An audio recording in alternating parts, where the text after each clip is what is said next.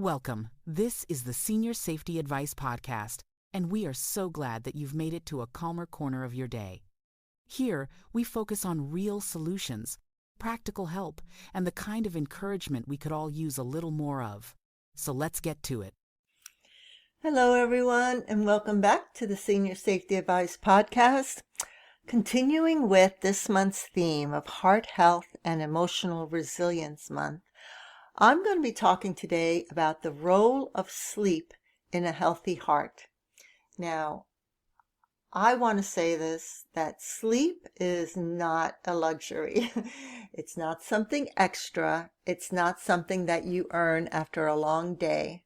Sleep is actually maintenance for your body. It's how the heart rests. It's how the body repairs.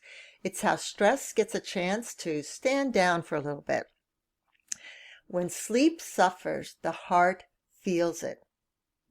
People often tell me, and I myself experience terrible times sleeping, I don't sleep like I used to, or I wake up a lot is what I hear from a lot of people. I feel tired even after sleeping.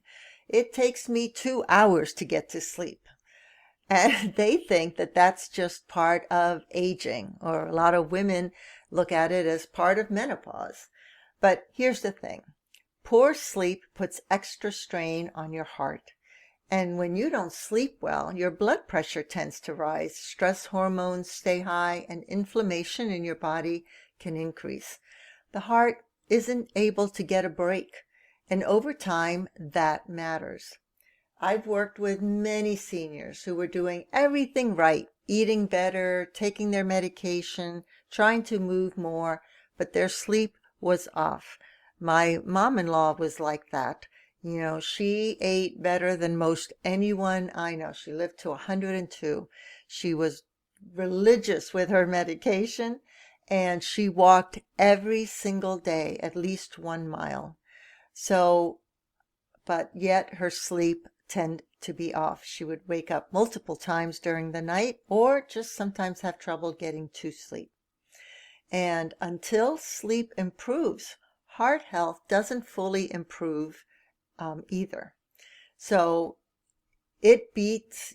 sleep is when the heart tends to slow down, has a chance to slow down. It can beat more steadily. It can recover from the stress of the day. Without that recovery, the heart stays in work mode. And nobody can stay in work mode forever. We're not robots. So another thing that I want to mention, besides the length of time that you sleep, is the quality of your sleep. It's not necessarily just about hours. Someone can be in bed for 8 hours and still not get restorative sleep.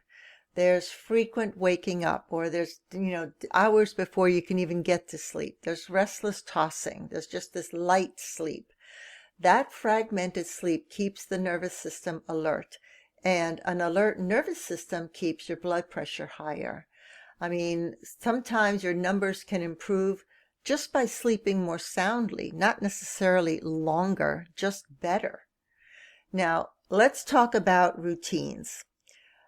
The heart loves rhythm.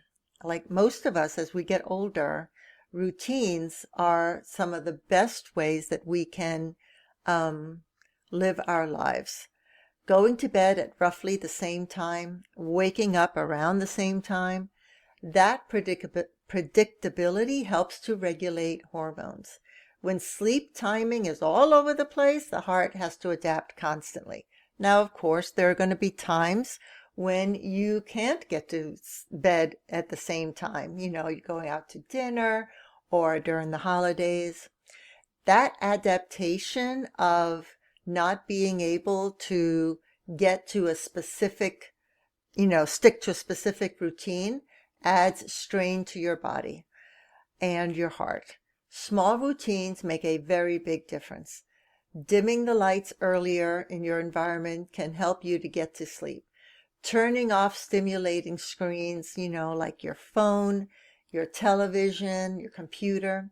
Doing the same calming activity every night. Now that tells the body, okay, it's safe to rest now. Another thing that affects sleep and heart health is stress before bed. watching upsetting news, replaying worries, trying to solve problems at midnight, that keeps the heart on alert. I've seen people sleep better just by changing what they do in the last hour before bed. Something quiet, something familiar, something comforting. That calm protects the heart. Breathing also is something that is very important as well. Slow breathing before sleep helps to lower the heart rate. It helps the blood pressure to settle. Even a few short breaths can change how the body enters sleep. Another thing that families don't always realize is that poor sleep increases sensitivity to pain. When pain increases, stress increases, and that cycle affects the heart. I've seen people break that cycle by improving sleep comfort. Better pillows, supportive mattresses, reducing nighttime discomfort. Comfort supports rest, and rest supports the heart. All right, now let's talk about sleep interruptions. Getting up often to use the bathroom, that's very common with older adults. Pain, waking someone up. Anxiety, waking someone up. Those interruptions fragment sleep. Sometimes small changes really help. Reducing fluids right before bed. Improving nighttime lighting to reduce stress. Addressing pain earlier in the evening. Each small fix improves sleep quality, and those improvements all help to protect the heart. Another important point is that sleep affects how the body handles your sugar and fat. Poor sleep increases cravings. It affects metabolism. That indirectly affects your heart health as well. I've seen people make better food choices when they're well rested, because tired brains crave quick energy. Sleep supports better decisions. And here's something I really want to say out loud to you. Struggling with sleep is not a personal failure. It's common, especially with aging, but it's also something worth talking about with your doctor. Sleep issues are not just part of getting older when they affect health. Getting help is not complaining, it's caring for your heart. Caregivers need this reminder as well. I see so many caregivers sacrificing their sleep, staying alert all night, listening for sounds. That constant vigilance strains the heart. Even small stretches of rest matter. Sharing nighttime responsibility with others, using monitoring tools, and creating safer sleep environments. Those supports protect caregiver heart health as well. And here's the big takeaway I want to leave you with. Sleep is active healing. It's not wasted time. It's essential time. So if you need that nap in the afternoon, take it. Protecting sleep protects the heart. So if your sleep has been off lately, start small. Pick one routine, one calming habit, and one small change. Those gentle steps really add up, because when the body rests, the heart heals. I can tell you that for me, introducing a white noise in the background that plays for at least 4 hours, that white noise has really helped me to sleep soundly and longer, much better. So maybe that'll help you too. Well, that's all that I have for you today. Thank you again for being here with me. If today's episode gave you some useful insights or some new ideas, then please share it with someone who might find it helpful as well.